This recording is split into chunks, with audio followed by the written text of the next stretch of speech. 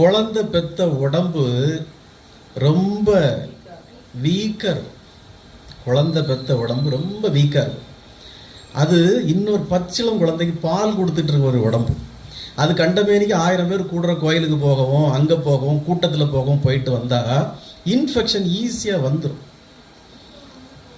அப்போ இந்த இன்ஃபெக்ஷன் தாயாருக்கு ஈஸியாக வந்தால் குழந்தைக்கும் அது வரும். அதனால தான் குழந்தை பெற்ற பொம்பளையும் சும்மா புசுக்குன்னு பார்க்க போகக்கூடாது.